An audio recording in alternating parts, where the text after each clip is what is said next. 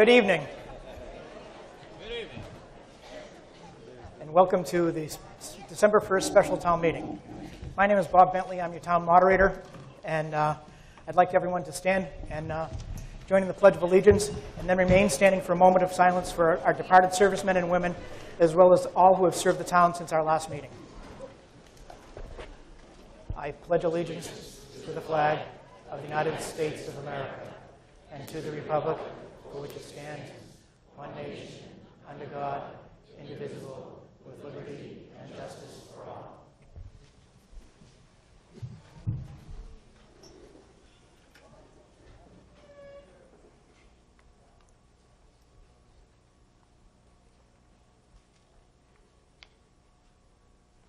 Thank you.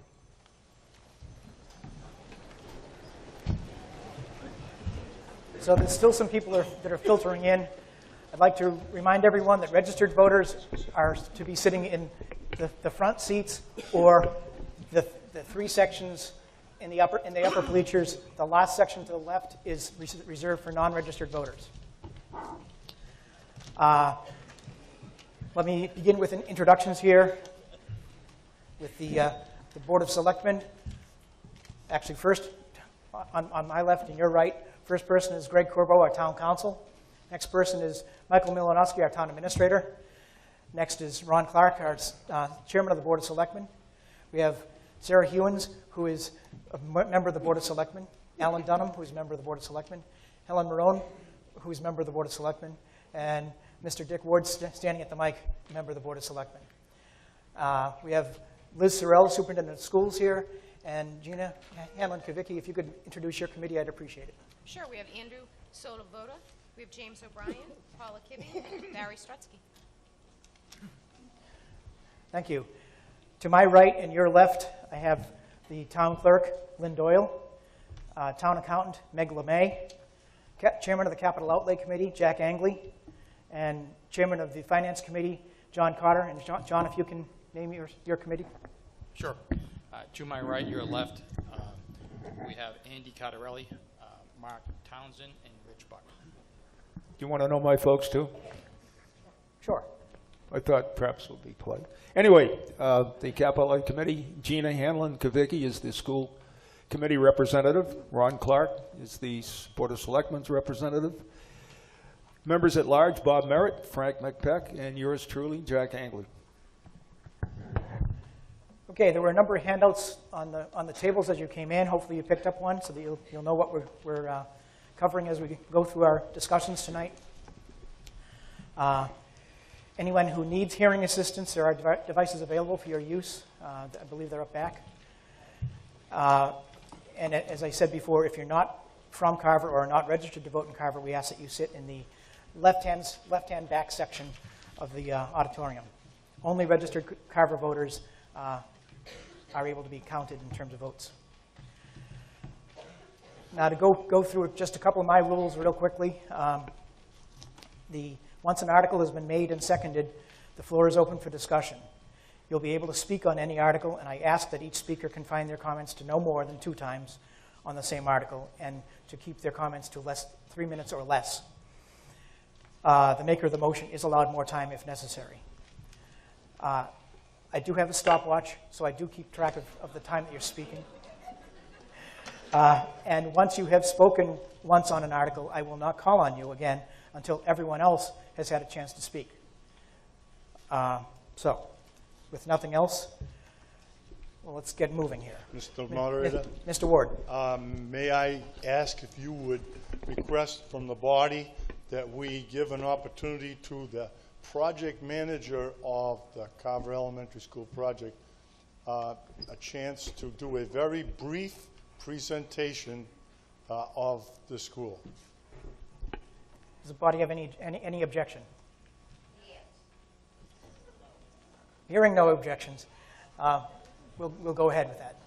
Mr. Ward. Okay, I'm, as I guess most folks know, I'm Dick Ward. I'm a selectman, but I'm also the selectman's representative to the school building committee, elementary school building committee, and I'm the chair of that committee.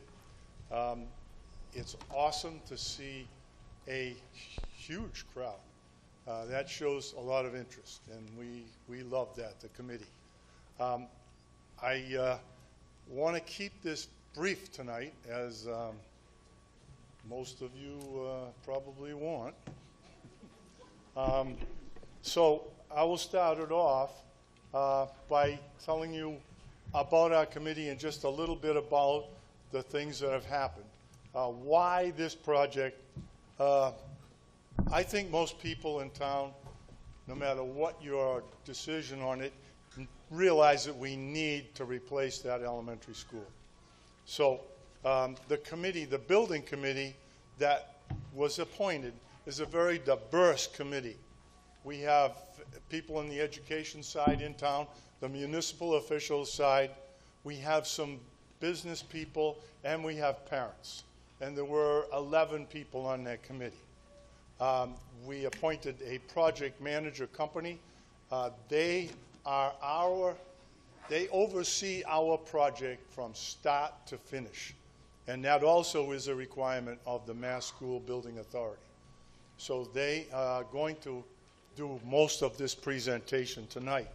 The building committee itself, our goals were transparency, meet the educational needs of the kids, and efficiency in the building. So there's no frosting on the cake stuff. And that's what you're looking at. Okay? We reviewed 4 different sites initially, and we came to the Governor John Carver School site as the best site. We looked at 5 different plans, and we came down to the fact that the least expensive and most expedient, is that the word I want? Yeah. For getting the kids from the old building to the new one was going to be build a new building beside it. And then when we finish, we will tear the building down that's there and then put parking lots in our ball fields and playgrounds in. So this came, and we finished the schematics and the budget plans, and they all went through steps all the way with the Mass School Building Authority. And they are very detailed, and the project managers and the architects guided us through that process. So the final process has been unanimously accepted by the school committee, the selectmen, the capital outlay committee, the finance committee, and let's see. Oh, lastly, but not leastly, is the Mass School Building Authority. They voted with us, for us, the board of directors, at a meeting up in Boston to support us unanimously. Okay? Now, this is a very responsible financial decision. Okay? We are getting a maximum grant from the state. It's almost 60%. And no, just give me, I'll do one change of pace here. We visited the McCullough School in New Hampshire, and that school in New Hampshire was supported by the state 50-50. We are getting support from our state almost 60, 56 something, and we are going to be responsible for 40 something. But it's basically 60-40. Okay? So my last statement to you is we are getting the best deal that we are going to see now and in the future. So that's where I want to hand everything over to the project manager folks. They're going to show you some quick things, and then I think we go into the articles. Thank you.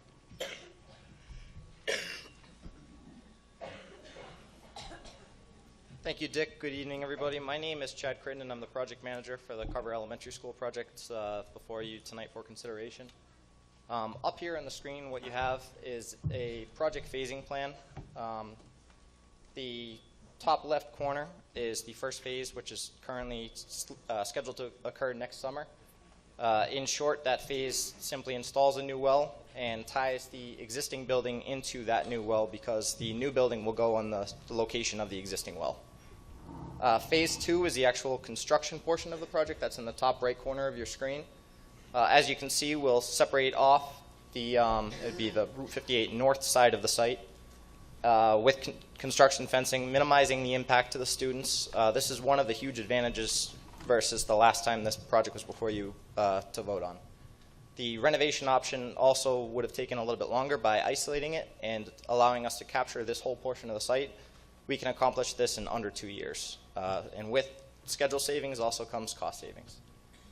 The bottom left corner shows you the sort of red dotted shadow of where the Washburn and Carver buildings are right now. So once the new building is up, during the summer of 2018, we'll demolish the existing buildings, and then that will make way for the parking lots and the fields. Let me see. Another very big advantage of the proposed solution here is that the existing septic system can be reutilized. System's only a few years old, so that was one of the very important considerations that we had when this decision was made. And the project that you see before you is also the most efficient use of square footage. By building a new building, we're not constrained to the corridors and the inefficiencies that are in the other building.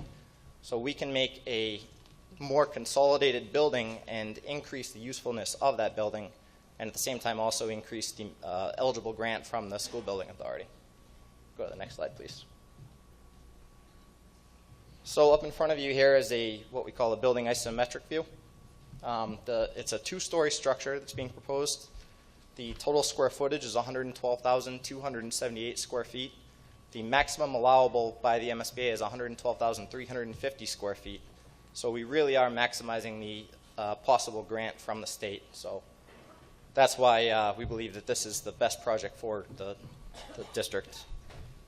Also on the, so you see the 3 wings off to the rear of the building. The center wing right now is configured for expansion, where you could add on an additional 4 classrooms, 2 on the first floor and 2 on the second floor. And then on the bottom of your screen, that is the kindergarten and pre-kindergarten wing. And you could also have room for expansion for another 2 rooms down there. So we are looking forward to the future right now. There is some growth built into this building. So again, we feel that it is about as efficient as it could possibly be. And that has been the architect's marching orders from day one in this project. In this building, there will be 39 kindergarten through 5th grade classrooms. I'm sorry, pre-K through 5 classrooms, and then 2 art rooms, 2 music rooms. You can go to the next slide. This is an elevation of the building, the view of what it will look like from the street.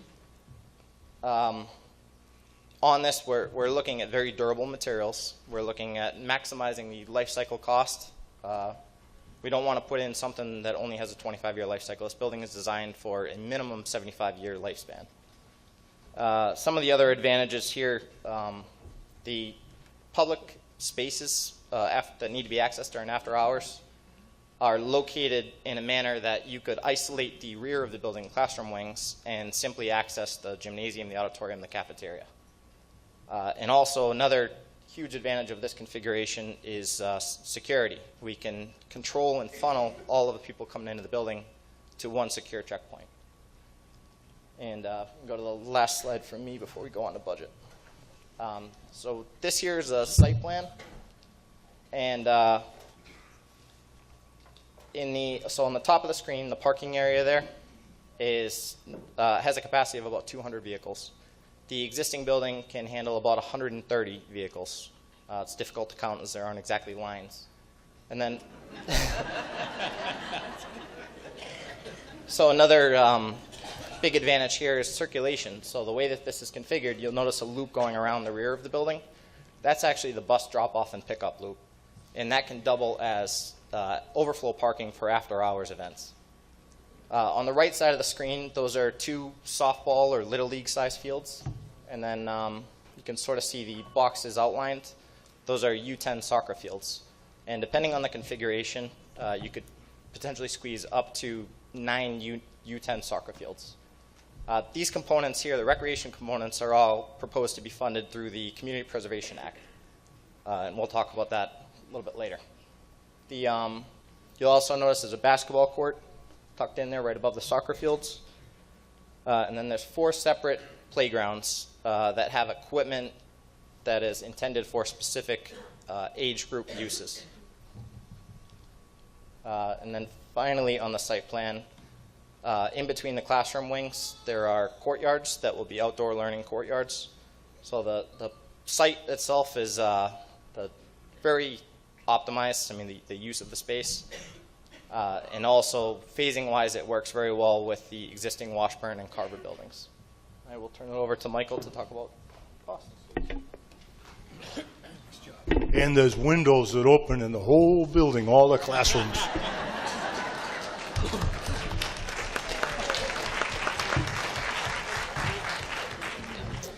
Trust me, Dick's been talking about that for a year and a half. There will be windows. Chad, thank you very much. And I just want to say we are very fortunate that the project manager team that we selected and the designer have a fabulous reputation.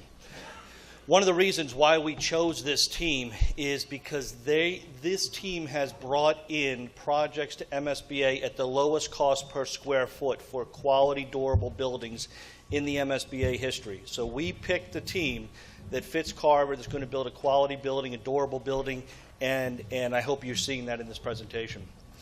A couple quick things that I just want to pick up on Dick when he mentioned about why now and what's different is one of the directions that our project managers had was durability.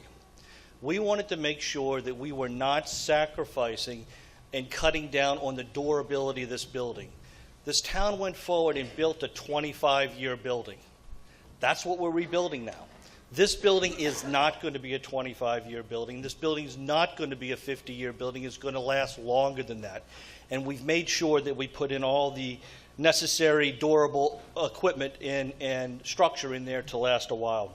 Secondly, this is the all-in cost that I'm going to be speaking about.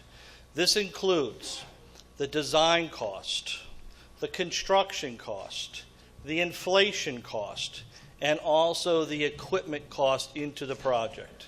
So again, this is an all-in cost. We're not coming back to you for additional money. We have built that into this cost estimate, and this is the amount of money that we'll be living with. And finally, through this project, we have maximized the available grant funds that MSBA will be giving. As Mr. Ward said, we're receiving almost 60% of eligible costs for the grant. There are a few things that aren't eligible, like asbestos tile and some other components, but the vast majority of this project is eligible cost. We are receiving a 60% reimbursement. That's a very high reimbursement for this state. And as was said previously, we believe this is the best deal the town's going to receive. This is a new building. This is a new construction building. This was designed around the education plan as crafted by our education department. This project is $16 million less than what the renovation project cost would have been. Now, some have said, well, a renovation project, you get more points, more incentive points from MSBA. Well, that's true, you do. But that $16 million would have resulted, that $16 million total project number would have resulted in $8 million more out of your pocket. So again, this project has a net $8 million less out of your pocket than what the previous project was. Now let me speak to the project cost. The total project cost is almost $52 million, $51.9 million. Now of that, in our effort to continue to look creative as to how we can reduce down the impact on the taxpayer, we have moved forward with recommending almost $2 million come out of the CPA funds. The CPA funds are funds that are matched by the state. For example, since Carver voted the CPA program, Carver has put in $2.6 million. The state has given the town $1.9 million. In essence, about a 70% return on your investment. So even though we're showing a $2 million cost, on average, we get about 70% of that back from the state through a grant. So that reduces down the cost on the taxpayer. If we do not do the CPA in this fashion, then we would have had to add it to the debt exclusion, which would increase your taxes even further. So again, we're trying to maximize any and all grant opportunities we can. That's why we've chosen to build in the CPA request for $1.9 million, which leaves us with a building cost of about $49 million. Of that, you've heard the MSBA is going to be providing almost 60% grant reimbursement. That comes out to $26 million, leaving the town, through this vote and through a subsequent ballot vote on December 12th, to do a debt exclusion up to and not above $23.7 million. That is what we're here tonight to ask you to authorize the Board of Selectmen to spend on this new project, subject to a positive ballot vote on December 12th. Now, that $23.7 million is designed to use a bond for 25 years for the town of fixed payments. The debt service on that bond would be $1.7 million. That $1.7 million would be a fixed cost each year for those 25 years. That would result in the average house in Carver, which has an assessed value of and I just want to make sure I get all my numbers right here, $259,000. That would have a tax impact on the average single-family home of $359.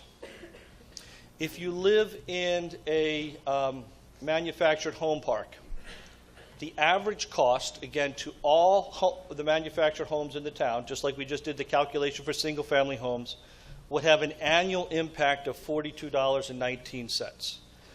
That's the maximum amount of money that we're requesting you to approve. If you need to extrapolate that for a different value that's higher or lower than the average, that comes out to $138 per $100,000 of assessed value. Now again, that's assessed value, that's not market value. It's what the taxation is based upon. Now, that I will emphasize again, this is all in cost. This is not to exceed cost. Those are the numbers that we're talking about. My last point that I want to make is that the Board of Selectmen, having heard over the years how we need to reduce the cost down, have already authorized the revenue coming from two new solar projects in the town that would have an annual revenue of tax revenue of over $100,000, to have that $100,000 earmarked with your approval to the $1.7 million debt service. That would then remove the debt service down to $1.6 million. That's a 6% reduction in all of the numbers that I'm talking about here. So that step has already been taken by the selectmen, and they will continue to look at other alternatives to see if they can get that down. So again, all in cost, maximum number, that number's already been reduced by 6%. That's how your selectmen are working for you, and we're trying to get that number down even lower. With that, Mr. Moderator, I'll turn it back to you.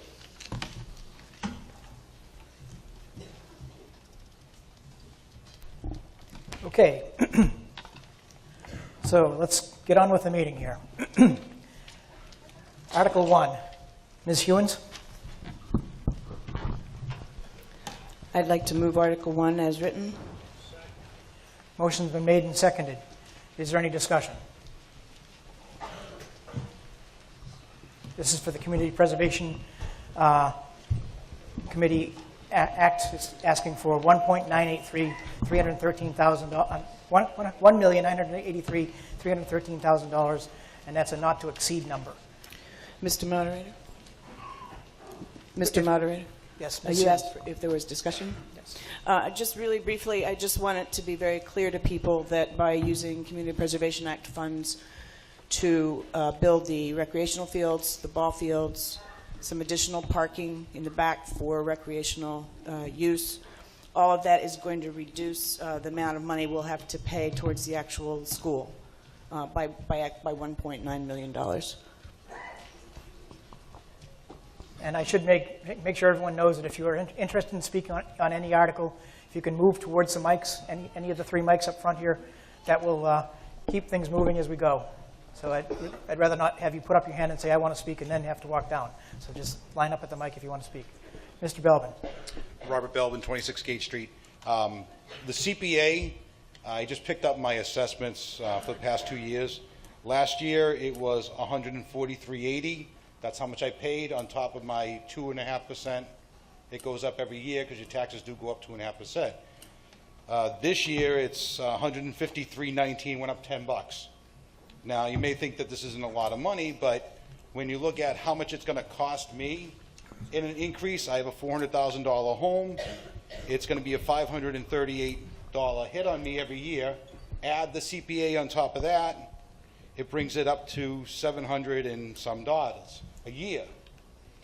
Now, I don't know how many people have an average home in this town, okay, but the CPA, it's all good and well. We're using, it appears to be $900,000 of existing CPA monies. So that means there's only another $1 million to be bonded.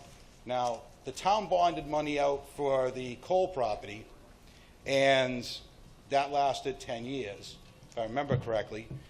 So this is going to be bonded out again for another 10 years at least, I would assume.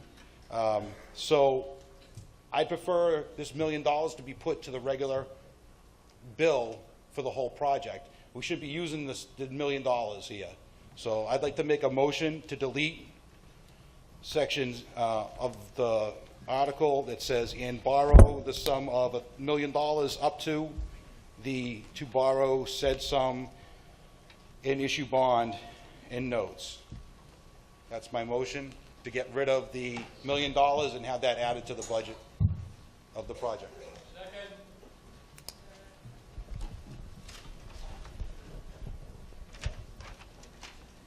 Motion's been made and seconded to delete the words "and borrow the sum of $1 million up to borrow said sum, one issue bonds and notes."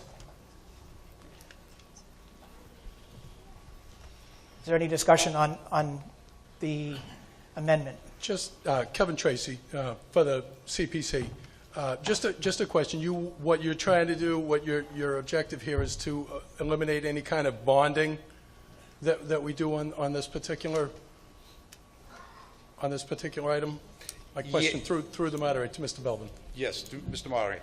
Yes, I don't think we should be using the CPA to borrow money against a CPA that could get voted out at any time. Granted, the town's going to have to pay that bond anyways, but why take the risk? Put everything in together, just for the mere fact of one bond. It's the school project. Have it as the school project. All right. Oh, okay. I think I get your point here, Bob. And we did at the CPC. We did have a conversation through you, Mr. Moderator. We did have a conversation about whether or not we should bond, or whether or not we should save. And it was the CPC collectively decided that we would prefer to at least have the ability to bond the money on this particular project. We did talk about how we might earmark some of the funds, because this isn't going to be, this is for all intents and purposes going to be the last part of this project is going to happen through CPC. All the other stuff has to happen first before we can build the fields. So what our plan was to earmark some of the funds over the next couple of years for this purpose, to set it aside, and you'll probably see that happen in the spring. But I think the CPC would like to maintain the ability to at least bond some portion of this, because we may or may not have all of the funds needed. We may not be able to save all of the funds that we need to save in order to make this happen. Is that clear?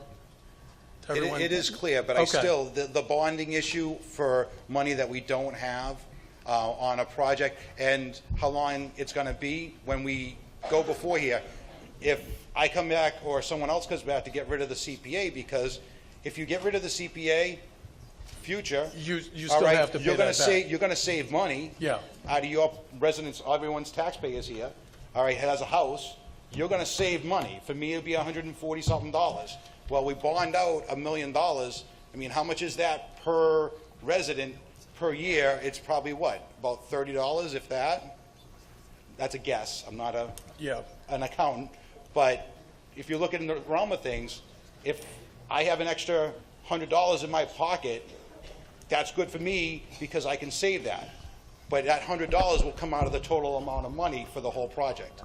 Okay, right. I see what you're saying, Bob, but the CPC, and we're just making this as a request, we would prefer to at least have the ability to bond the portion of this that we need to. Okay, I have to Okay. stop it back and forth. Mr. Dunham. Thank you, Mr. Moderator. Alan Dunham, 11 Ricard Street. Where I can understand, Bob, your rationale on it, one thing you have to remember is if we go ahead and we do not go ahead and use the CPA, that full $1 million will go to the tax bill. We've worked hard to get the impact on the residents down to as much of a manageable number as we can. As Mr. Mlynowski said, we're going to continue to do it, but this is going to throw a monkey wrench in it because we're already at the max of what MSBA is going to reimburse. So anything we try to add to that number is going to come, and it's going to go ahead and, instead of that $359 a year, it's going to go up. And it's going to have to be part of the bond itself. And I think we, as the Board of Selectmen, at least for me personally, we heard you loud and clear that we were to do everything we could to hold the costs down as much as we could, and this is what we're going to do. Now, yes, Bob, I can't look into Mr. Moderator, through you to the previous speaker. I can't look ahead and say, hey, this may get voted down. Track history in town, though, shows there's a resistance to go ahead and get rid of CPA. That may change next year or the year after. Right now, I'm dealing here and now with, we have the CPA, we're getting funds back, and as Mr. Milanowski said, our average has been 71% reimbursement. I think our last reimbursement was over 90%. And it's coming out of real estate taxes. That's what funds the CPA. So as far as I'm concerned, I think this is the most prudent way to go, most cost-effective way to go, and the way to save the taxpayers a little bit of money. Thank you. Mr. Milanowski.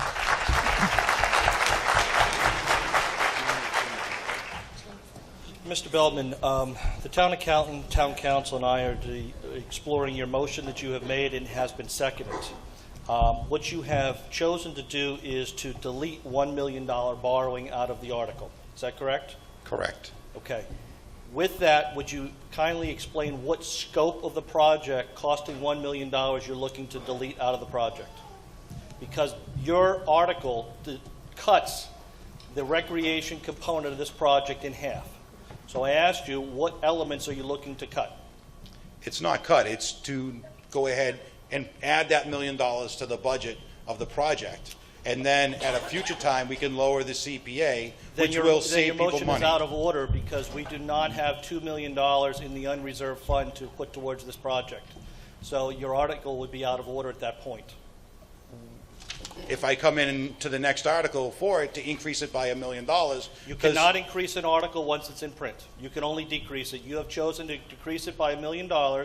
I'm asking you what parts of the recreation plan you're going to delete, because that has to be part of the motion. You cannot increase the dollar amount in the next article as you're proposing. then I guess I'll have to come back at another time. Are you withdrawing your motion? I'm not. Excuse me? I am not withdrawing my motion, no, because I feel that Then your motion is taking out it of out. order. Then I would have to rule that your motion as being out of order. So, moving on. In my haste to get going here, I neglected to indicate the recommendations of the various boards. Board of Selectmen vote. Unanimously in favor? Finance Committee vote. 5-0 to approve. And I believe the Community Preservation Committee's vote was 7-0 to approve. Point of order, Mr. Moderator. I actually have another motion in lieu of this one that I did talk to you about before the meeting. This motion is to put a non-discrimination clause into the article, which would say the use of CPA monies to create public use areas in the elementary school campus will allow the public to use the areas during non-school hours or days. No individual, group, or associations will be denied use of the CPA-created areas based on race, color, religion, political, national, or ethnic origin, age, sex, sexual orientation, gender identity, and expression, veteran status, or any other characteristic protected under applicable federal and state laws. The Carver school system will not deny the use of CPA areas or prohibit the use of any activity.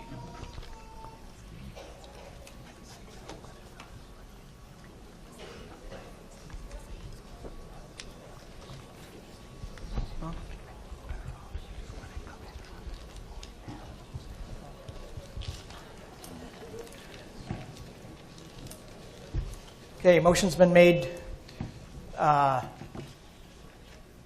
basically a non-discrimination motion. I didn't hear a second. Motion's made and seconded. Mr. Belvin, can you explain? Yes. In the past, there's been groups of people that have been denied use of certain areas of the town.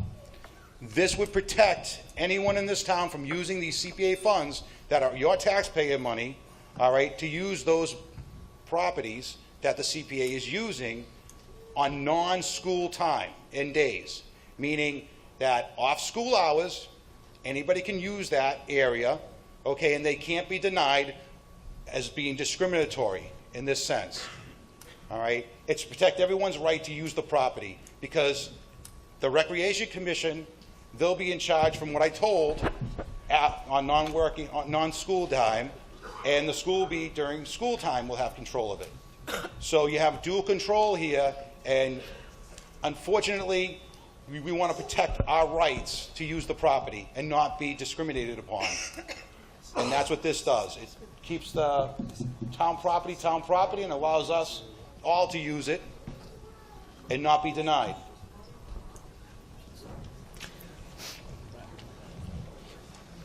Mr. Moderator? Ms. Hewins. Thank you, through you. Any project that is funded using Community Preservation Act funds, that's a requirement anyway. The town has to be able to use it. And if it's town property, you can't discriminate against anyone in the first place. So it's a given. It's by definition. That's the way it is anyway. Mr. Moderator, through you. This just puts it in writing. Bottom line. Puts it in writing and says, hey, we all agree to this if you vote this in. Okay? Just because someone says it here at the meeting doesn't mean it's truthful or honest or fact. Like I said, putting it in his writing is better. It'll protect everyone's interests. Thank you. Is there any other discussion? Okay, we'll take action on the amendment, which is Mr. Belvin's amendment only. Remind you that the people in the front section are all registered voters, and the people in the three sections on the upper bleachers are considered registered voters. All those in favor signify by stating aye. Aye. All those opposed? No. The noes have it. Back to the original motion. Is there any other discussion on Article 1 as presented?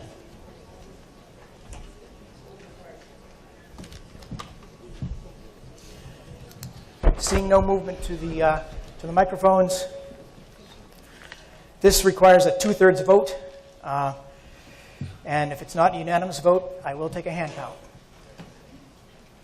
So, all those in favor of Article 1 as presented signify by stating aye. Aye. All those opposed? No. Can the tellers come forward, please?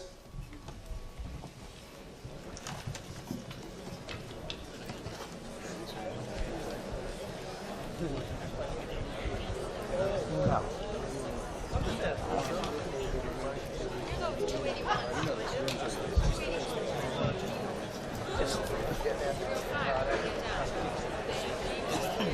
Okay, if you could, those in favor, if you could put your blue card up in the air. Those in favor.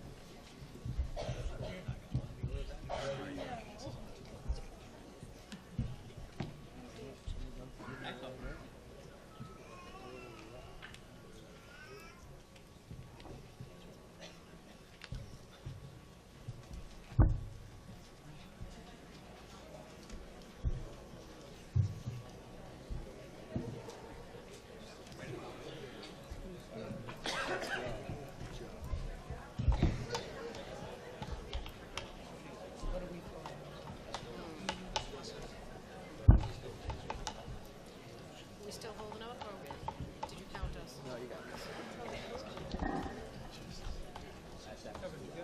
Oh, okay.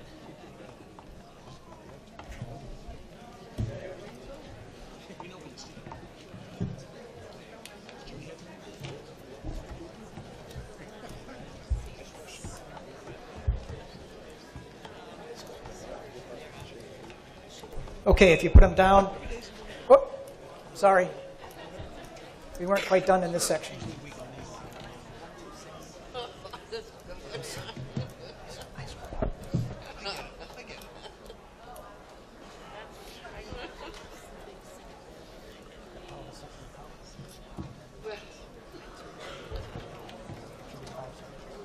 Six, 1, 2, 3, 4, 7 sections.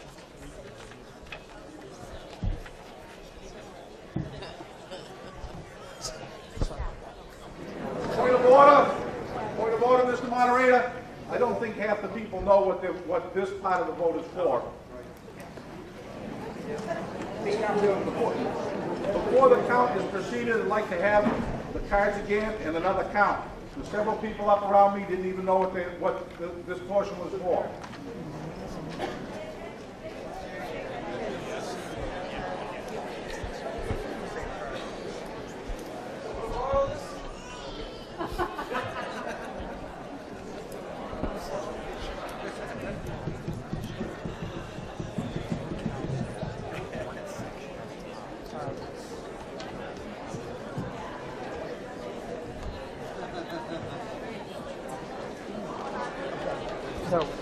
So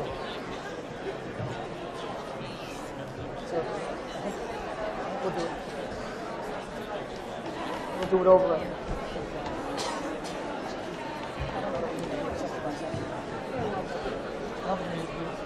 You mean like do that? Since I've got enough tellers.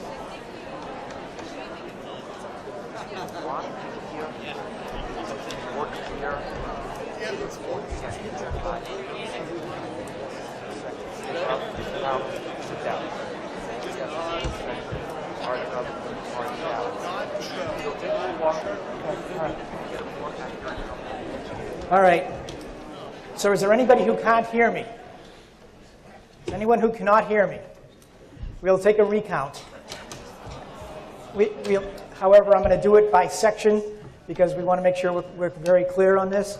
So we're going to, the far section on my right, your left, I want you, everyone in favor of the Article 1, raise your cards. No, just the right section, my right section.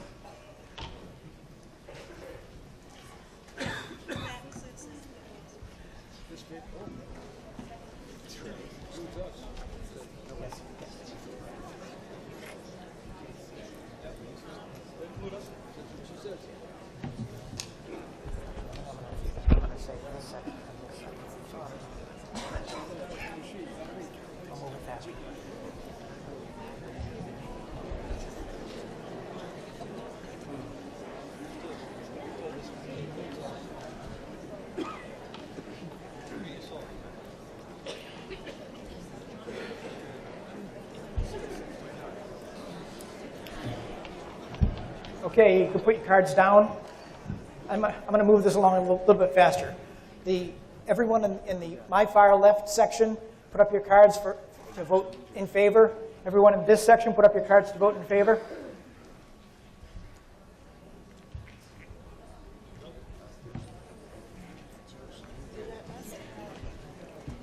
Bob, is that us? Yes, that's It is.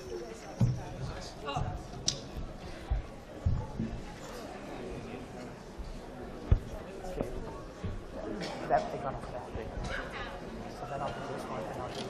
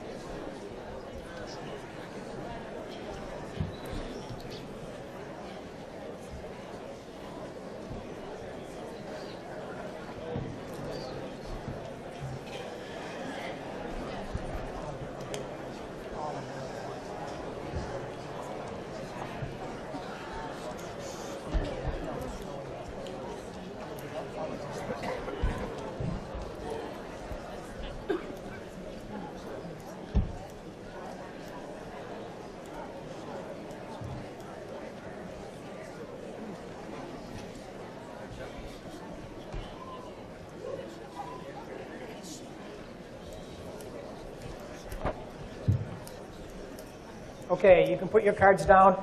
Everybody in this section, please put all your cards up to vote in favor, and everyone in the back, put your cards up to vote in favor. Everyone can hear me, right?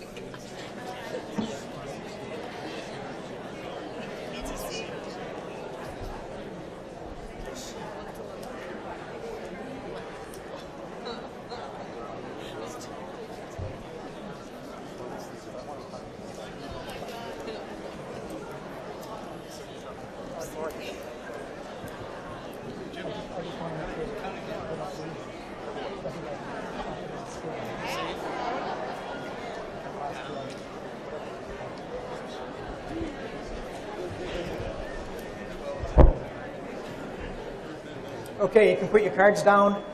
All those opposed, everyone, all those opposed, put your cards up.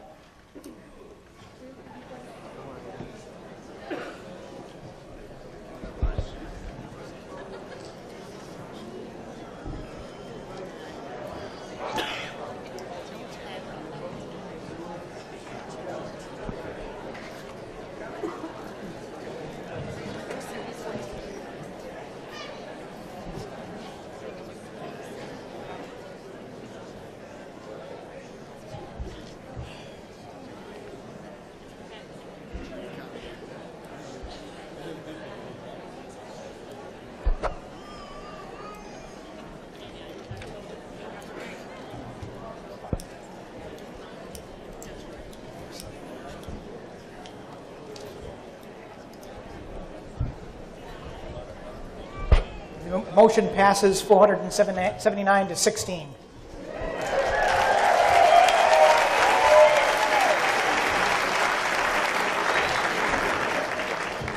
Moving on to Article 2. Move the question. Motion's been made and seconded. Is there any discussion? Mr. Ward? I'm looking around, and we went through the presentation, and I think most everybody has a picture of what they want. Hopefully, and I bet if I asked for a show of hands, I bet there wouldn't be one person that doesn't know what they're going to vote. So I pass. Any other discussion? Seeing no movement to the... Oh.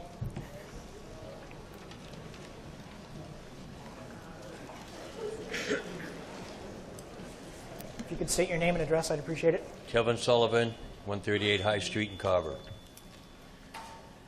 Be advised, in 1977, when I moved into the town taxes were $600.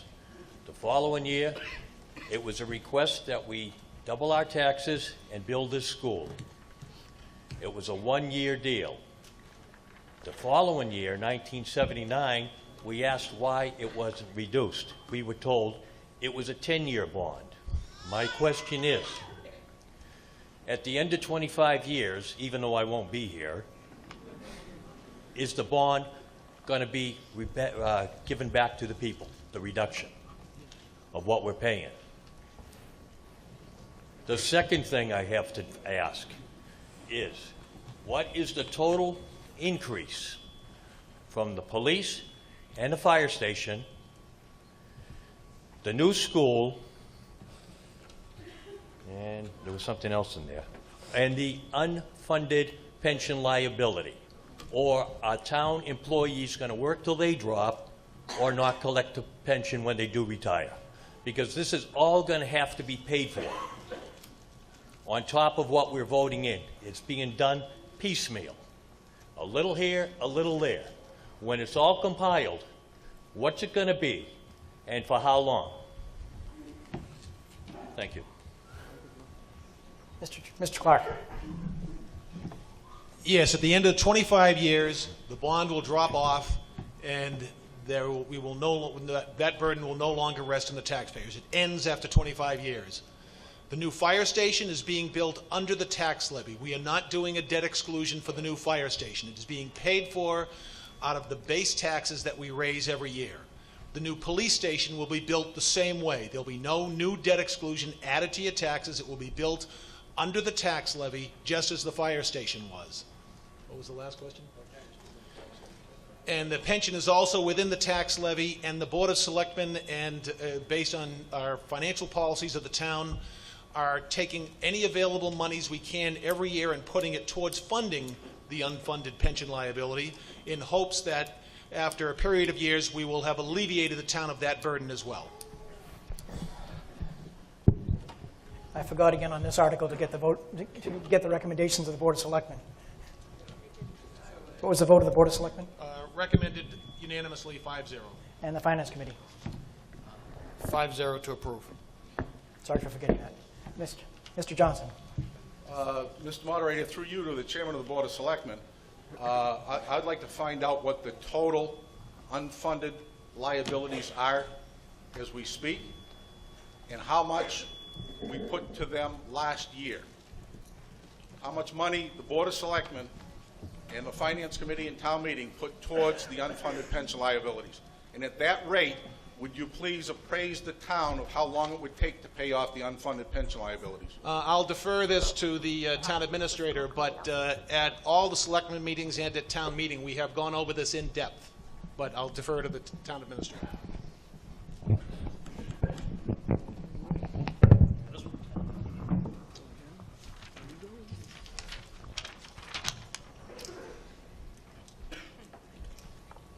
We have two different types of liabilities for the town. We have pension liability and we have other post-employment benefits liability. That's healthcare liability for retirees. All right, let me try that again so everyone can hear me. There are two different types of liabilities the town has from an unfunded standpoint. One is pension liability and the second is other post-employment benefits liability. That's healthcare. The pension liability is being paid within the tax base. Under state law, we have a payment plan so that that is completed in the next 20-some years. So again, that will be paid for out of the tax levy, and that has an annual payment that's paid to that. The unfunded liability of concern, the big item, is other post-employment benefits. And this is tied to our financial management plan. In the packet that everyone has, if you turn to pages I believe it's page 3 and 4. That is the financial management policies that you, the town meeting, has approved, along with the Board of Selectmen, along with the Finance Committee. That dictates our process for how we manage your money in your best interest. From the OPEB liability, back in July 1st of 2012, the actuary and liability for the town of Carver was $55 million. That's a big number. We talk about that every year at town meeting. It's on this big sheet that I put forward that has our 10-year forecast, that big sheet. Can't read it from here, I apologize for that. Now, over the last year and a half, the Board of Selectmen has taken some initiative to reduce that liability. Our latest valuation has saved $12 million to the town. That $55 million liability has gone down to $43 million. That's because the selectmen have been following the financial management policies that you, town meeting, has approved. As it relates to what did we put into the fund last year, we put in $120,799. This year we're slating to put in $145,799. And when you have this sheet, what you have at your annual town meeting, it shows how we're paying into that every year. So again, we are aware of this issue. It is being funded within the tax liability. And when we do have one-time money, we do assign that to it. It's fully disclosed. Everyone's aware of it. And again, it's part of your financial management policies. Mr. Moderator, through you to the Town Administrator and the Board of Selectmen, do you commit to the town tonight that that unfunded liability is not going to increase the property taxes of the average resident? So you paid out of the tax levy. Are we going to see a tax increase due to the unfunded pension liabilities? We have no intention, no plans. We're on the drawing board for that. We're following the town's financial management policies. These funds are being put in there through excess revenue the town has. So no tax increase? There are no tax increases planned or programmed for the OPEB liability. The school vote has no impact on this. Well, I want to know as a taxpayer what big ticket tax increases are coming. And I want a commitment from the Board of Selectmen, the 5 people sitting over there, that those unfunded liabilities aren't going to be in addition to this. That's what I want to hear. I don't want any surprises in late December. Mr. Moderator, I think it's important to mention that every town in the Commonwealth has this problem. This is not unique to the town of Carver. What is unique to the town of Carver is the action that we've already taken towards this and the reduction that we've already seen through addressing both payback and benefit structure going forward. We will continue to do so, and yes, I will commit that we will not need to raise taxes in order to pay for the unfunded pension liability, and we hope to see it disappear over the next 20 years, just as we have the plan for the other. So, yeah, the unfunded pension liability, again, we're actually getting credit on our bond as a result of, as we go forward, because of the action we're taking proactively compared to other cities and towns around us. So what you're getting is a responsible action by the Board of Selectmen. Okay, I kind of... So that we're clear, that sounds like a commitment to me, not to raise my taxes. I don't know how many more ways I can say it. Thank you. That's all I want. Mr. Pratt. Steve Pratt, 16 Weston Street. I was asked by the selectmen to be a member, along with Paul and several others, on the OPEB study committee, and when we evaluated the unfunded liability. And one of what we found was that there were no plans at the state level to tell cities and towns to do anything, which was very different than what they did with the pensions, where they have a plan to fully fund that. So we are following the lead from the state, and the state has done nothing to fund post-retirement benefits for the state employees, and they've not made any recommendations. So when the selectmen and the administrators say there are no plans, there are no plans. And there is an unfunded liability, and it has to be addressed. But it's not going to be addressed tonight, and it shouldn't impact your decision on the school vote. Mr. Dunham. Thank you, Mr. Moderator. Also, one thing to point out, we're only elected for 3 years at a time. I'm not planning on being on this board in 25 years.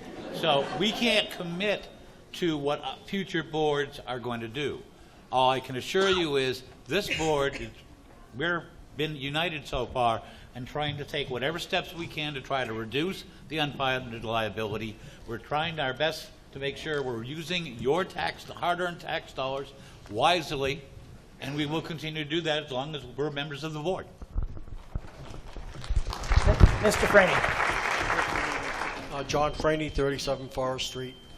As far as the pension, the assessment that you receive every year, you're only paying the interest only. Imagine your mortgage, you're only paying interest only. That principal is still staying there, maybe even getting larger, according to the accrual of what employees retire. And I probably shouldn't even be speaking this because I'm a retired public employee.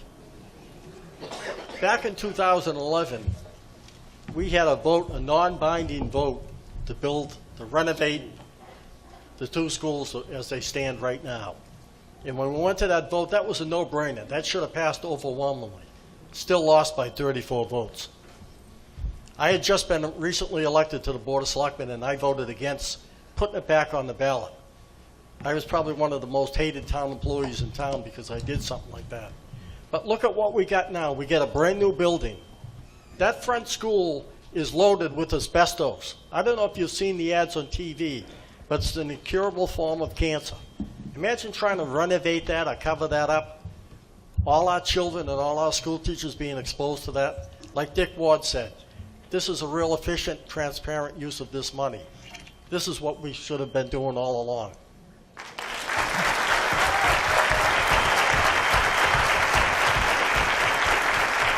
Is there any further discussion on Article 2? Mr. Carter. A brief statement on what you've heard here tonight. Can you hear me? How about now?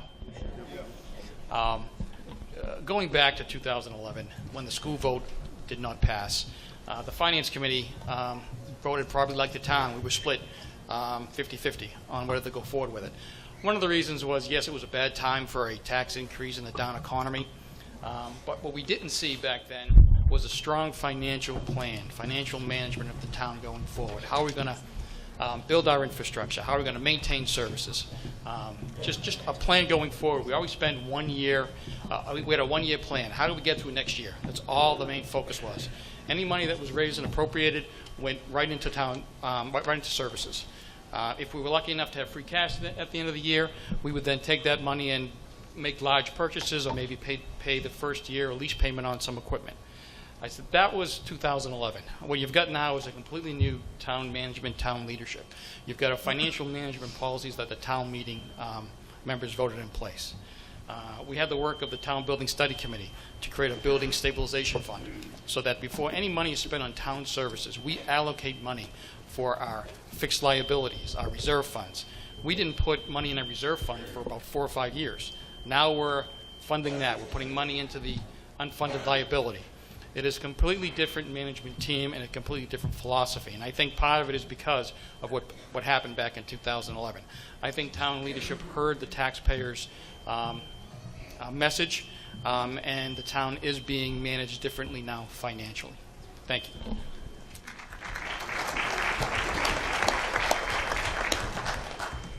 Is there any further discussion? I guess I understand that the school committee actually voted on this article also.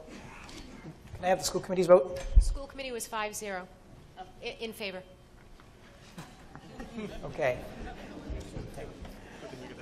Seeing no further movement to the mics, we'll come to a vote. This requires a 2/3 vote. Again, if it's not a unanimous vote, we will require a hand count.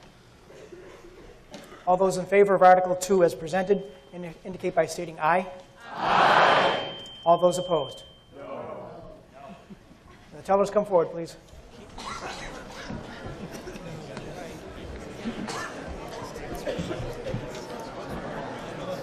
Split on one.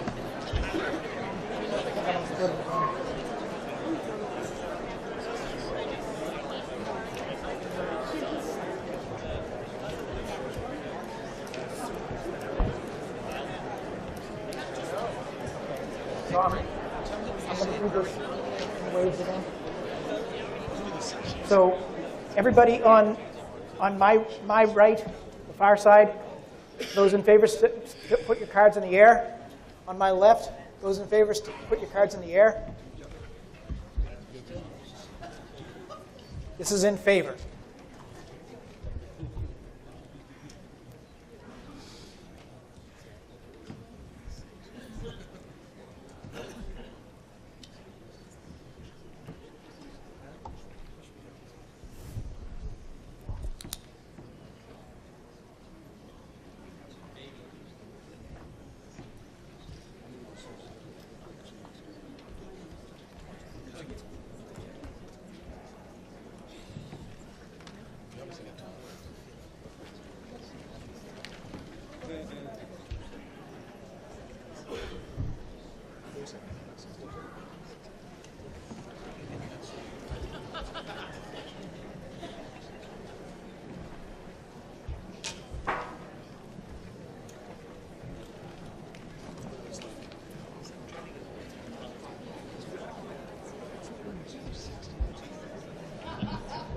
Okay, put your cards down. All those people in favor of Article 2 in this section and in the back sections, raise your cards.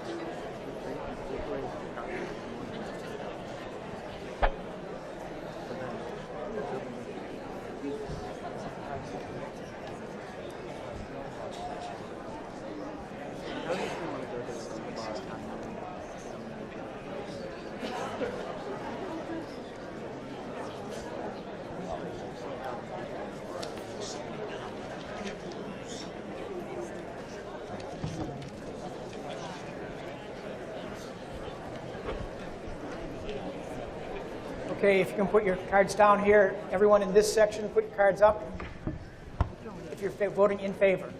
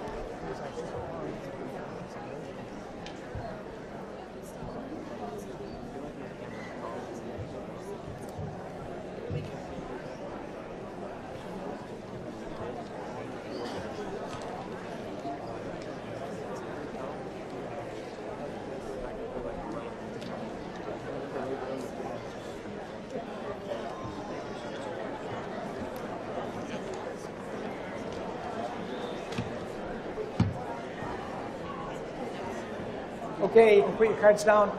All those opposed. Everywhere. All those opposed.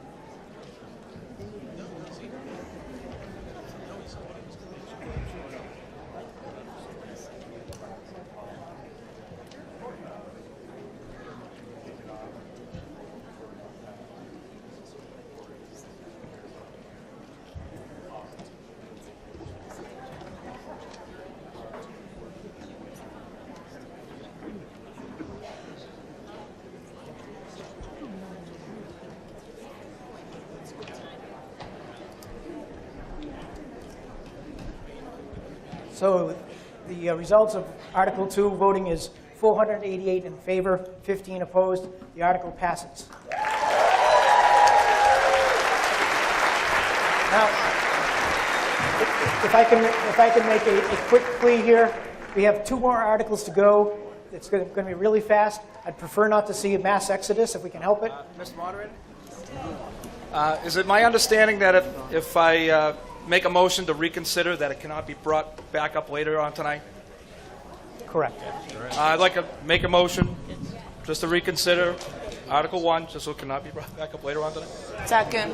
Sorry, Article 2. Article 2. Article 1 or Article 2? Article 2, sorry. Motion's been made and seconded to reconsider. Reconsideration is a non-debatable motion. Don't you have to vote against it? You don't vote for it, right? Can we include 1 and 2 for that? Come on.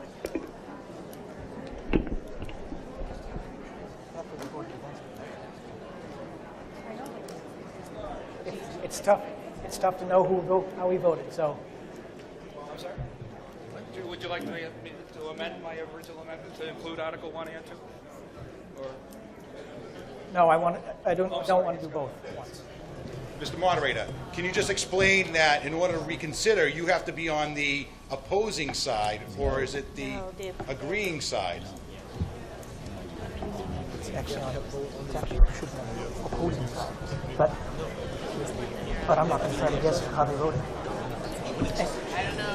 I'm not going to guess how he voted, so I can't. In the past, Mr. Moderator, you've asked, and it's on an honesty thing about how you voted. So he's asking for it. In the past, I was not asked, and I had done this before. It was never asked of me. No, I just want to make sure. Point of order, Mr. Moderator. So, Mr. Dunham. Through you, Mr. Moderator, did Mr. Belvin say you had to be on the losing side for reconsideration? I believe you have to be voting with the side that prevailed in order to ask for a reconsideration. He would have to say, Yes, it is on the prevailing side. Did you vote for the... I voted in favor of. Then you're Point of order. So... Point of order. Sir. Paul Duff, 16 Forest Street. Not only do you have to be on the prevailing side, but there has to be an error in procedure. No, there does not. No, it doesn't have to be any error in procedure. However, a motion to reconsider has been made and seconded for Article 2.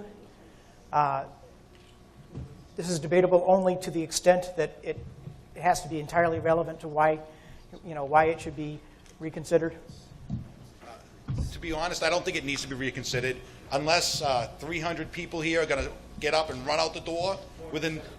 Well, you need 150. We need 150 to vote. So, I mean, really, I think it's a moot point. I don't think a vote would really do anything since there was only 15 people that objected. This is a it's a majority vote. It's a voice vote.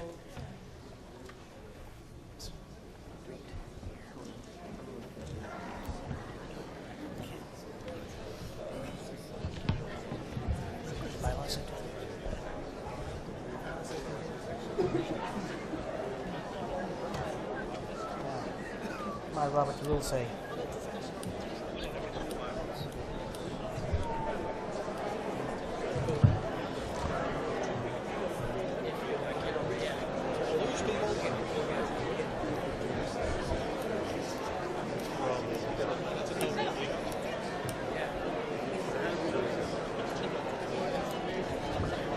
Yeah, Tom Higgins times is majority.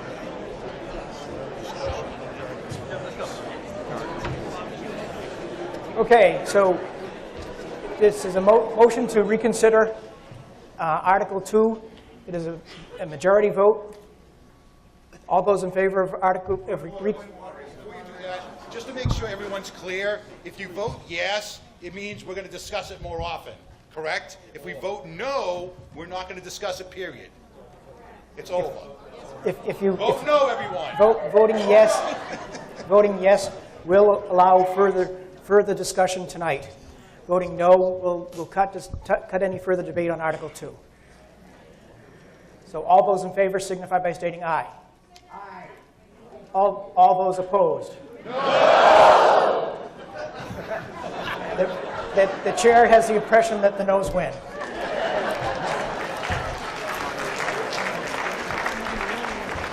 Moving on to Article 3. What's your point of order, Mr. Pratt? Didn't the gentleman ask also to add Article 1? Should we take that as a separate motion? He asked Article 1 be included. I would prove that. I wasn't lying. I didn't hear. I did not hear a motion for Article 1. The gentleman right there in front came down and asked for Article 1 to be also. But that wasn't included. I make that same motion for Article 1. Go to the vote. Motion's been made and seconded for reconsideration of Article 1. Although the chair doesn't necessarily believe there needs to be a reconsideration vote.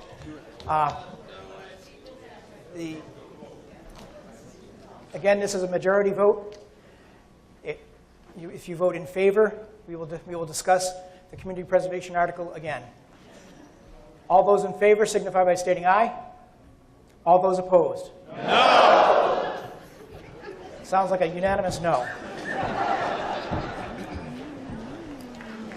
Mr. Belvin, what do you stand for? Article 3. Mr. Moderator, I move Article 3. Motion's been made and seconded for Article 3. What was the recommendation of the Board of Selectmen? Recommended 5-0. Is there any recommendation from the FinCom? 4-0 to approve. And from the Capital Outlay Committee? 5-0 to approve. Any discussion? Very quick, no, go ahead. Mr. Cotter. Through you, Mr. Moderator, I just wanted to make this clarifying statement on our vote. I just wanted to make a statement on our vote. A financial decision was made by the Board of Selectmen to allocate these funds. Our vote, our approval, is based on replenishing the accounts listed above from free cash. Thank you. Mr. Belvin. Okay, if, What? No, it's okay. I already made the motion. Mr. Moderator, through you, if for some rare reason that this gets failed on the 12th, these monies have not been allocated already, have they? Already been paid, or yes, no? These are, excuse me, Mr. Moderator. Mr. Clark. These were monies, the first two were monies that we utilized in order to move forward the school building project in order to avoid a bigger payment and get the foundation done before the freeze, which would result in additional cost. So we funded in advance so the project could move forward to avoid that. The $67,000 is to address a deficit that's been in the police details agency account for a while, and we're getting that cleared up through this article, so that if this fails, then we just won't be reimbursing those accounts for these monies.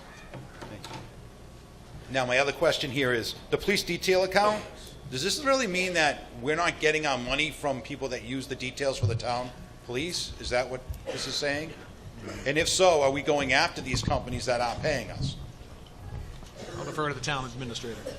Yes, this article right here clears up a financial finding that's been in the town's books for many, many years. As following your financial management policies, which are again on page 3 and 4 of the document, we are trying to improve our bond rating and trying to clear up errors that may have happened in the past. So yes, there have been errors made in the past under previous administration, previous chiefs. This administration, this department, this selectman, we are going forward and changing the software and making sure these issues don't happen in the future. Again, these are past issues. We are taking appropriate actions to make sure this doesn't happen in the future, and this is to fix a finding in our audit, which hopefully will help us with an improved bond rating when we go forward to go out to bid. Thank you very much. I really appreciate that. This is the first time I've heard this coming to town meeting, that this was an issue here. It appears that prior management was not as good as what they were supposedly. But sideline here is that hopefully things change and they are going in the right direction. That's a positive. So thank you very much for... Mr. Franny. John Franny, 37 Forest Street. Is this the balance that's been in existence for a number of years, or is this balance grown or gone down? This is an existing balance that we've had in the account for years. And just by way of explanation, so the town meeting members will know what's going on. Basically, when you see a police officer on the side of the road at a detail, he charges a certain rate or she charges a certain rate that comes back to the town. But it also includes a 10% surcharge that the town makes an administrative fee off it. Any further discussion? Seeing no movement to the mics, we'll now come to Article 3. This is a majority vote that's required. All those in favor of Article 3 signify by stating aye. Aye. All those opposed? The ayes have it, so voted unanimously. Mr. Moderator, move Article 4. Motion's been made and seconded on Article 4. Board of Selectmen vote. Board of Selectmen recommended 5-0. Was there any FinCom vote? Finance? The Finance Committee voted 3-0, one recusal to table this article for a lack of financial information. Mr. Friend. Dan Foran, 20 Brook Street. Just want to touch base on this real quick. So we're talking about 75-year plans. My concern is what's going to happen with all these new proposed solar projects that may be on the sides of roads in our eyesight, replacing cranberry bogs, working with cranberry bogs, however you want to word it. When the solar companies decide not to renew that, are we going to have a solar dump in Carver where people can't afford to recycle the materials? That being said, I know this is in lieu of taxes. Maybe we can give a little bit of a tax break for property owners that decide not to clear cut. Say like Plimpton recently clear cut 70 plus acres of land to put a private person clear cut 70 acres of land to go and put in a solar project.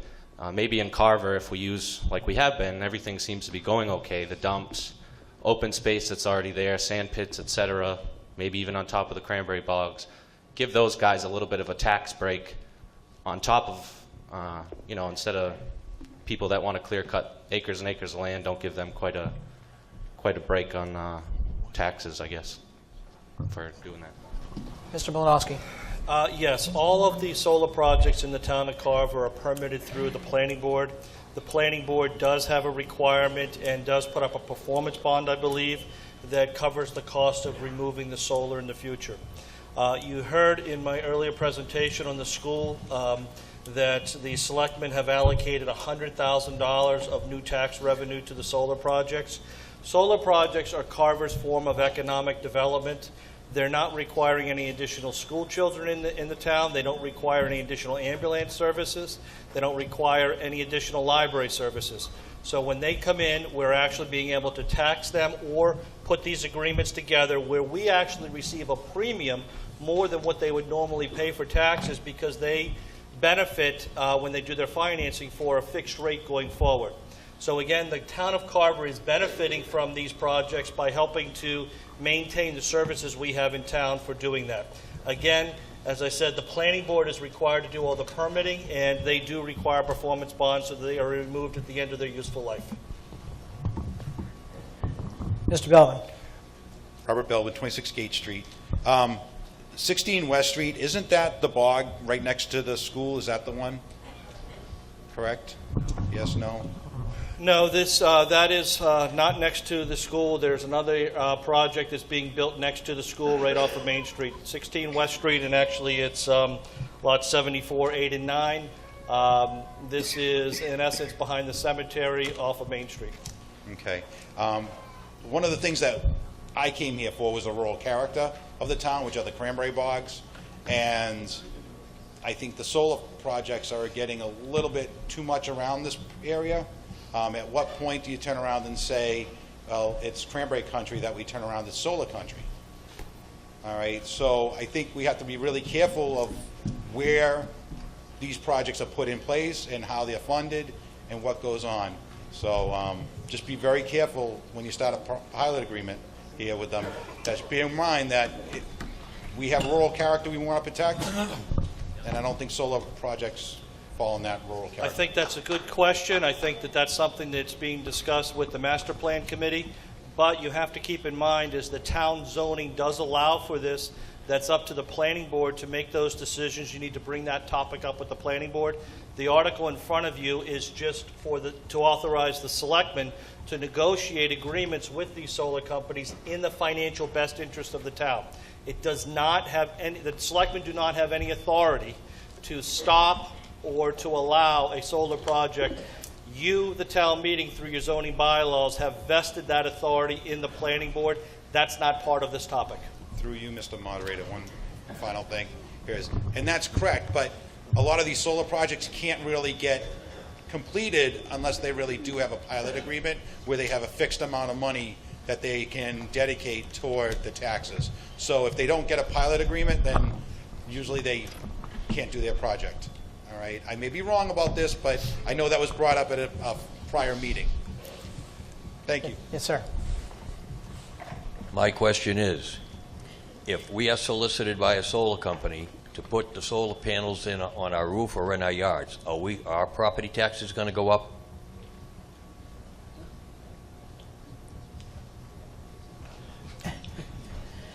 The assessor's going to respond. Ms. Blanchard. Ellen Blanchard, 238 Main Street. The answer to that is no. Under Chapter 49, Section 5, Clause 45, residential properties are exempt for 20 years on being taxed on solar panels. Mr. Frand.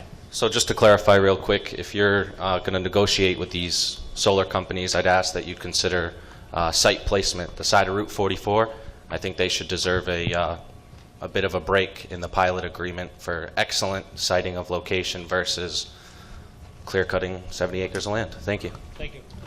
Mr. Moderator? Ms. Hewens. Real quickly, and correct me if I'm wrong, Mr. Milanowski, but I believe that this particular article protects the town because the state is currently considering not taxing these solar projects at all.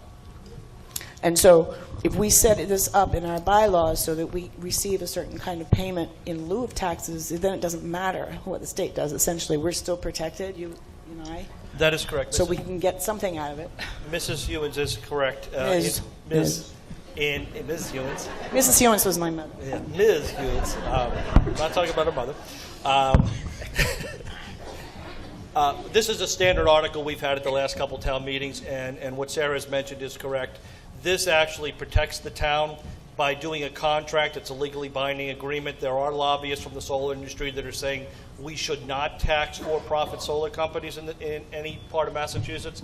So this does provide some additional protection to the town. Secondly, by no means do I want anyone to think that these solar projects are getting a tax break.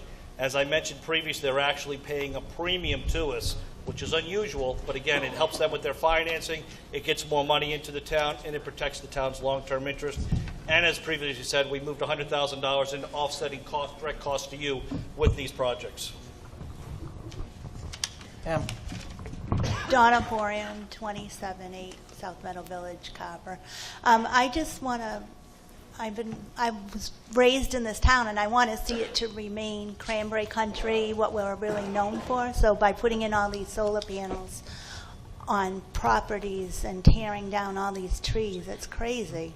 We need to really stand up and protect our town. And if we don't do it, nobody else is going to do it. So it's time to protect Carver. And again, Mr. Moderator, if I could, real quickly, I think these projects have already been approved by the planning board. And this is not... They're still in the process. They're still in the process. So that's where, if someone doesn't like what's happening with the solar project, that's where you need to go. Because again, we don't... Town meeting's already got the zoning in place for it, and as a board of selectmen, we don't really have much to do with it. But we can try and get some taxes from them for you. I just want to add one thing. I just want to assure those that this current Board of Selectmen, we do have some leverage. Anytime we hear about one of these pilot projects, one of our first questions is, where is it? So by not agreeing to the terms to the pilot payment in lieu of taxes, we can in effect kill the project. And we would certainly exercise that right if we feel it's located inappropriately. And so that to the extent that you have faith in the Board of Selectmen, that will be our intent. Thank you. Okay, seeing no, Mr. Franny. I have a lot of faith in the Board of Selectmen. My question is, are you going to apply these monies against the school debts or lower our taxes? We already have committed over $100,000 for previous pilots. We will entertain doing so in the future, but we do have other needs in the town that need to be addressed. But Mr. Dunham has listed as one of our priorities that as we review each year's finances, that if we can identify extra monies to put toward decreasing the annual payment for the school, that we will do so to help alleviate the... Well, I'd appreciate it if you could seriously consider doing that, especially for working young families that are raising children. And again, we've already committed $2.5 million towards that. Okay, seeing no further movement to the mics. We now take up Article 4. It's a majority vote that's required. All those in favor of Article 4 as written signify by stating aye. Aye. All those opposed. The ayes have it, so voted unanimously. Mr. Clark. Before everyone goes, whether you voted in favor of the school this evening or whether you voted against, there's an election on December 12th from 8 a.m. to 6 p.m. voting here at the high school. That is going to be the final decision that needs to be made as to whether we go forward with the school. 8 a.m. to 6 p.m. Saturday, December 12th. Whether you voted for or against it, please turn out and vote. I'll entertain a motion to adjourn. Second. Motion's been made and seconded. All in favor? Aye. All opposed?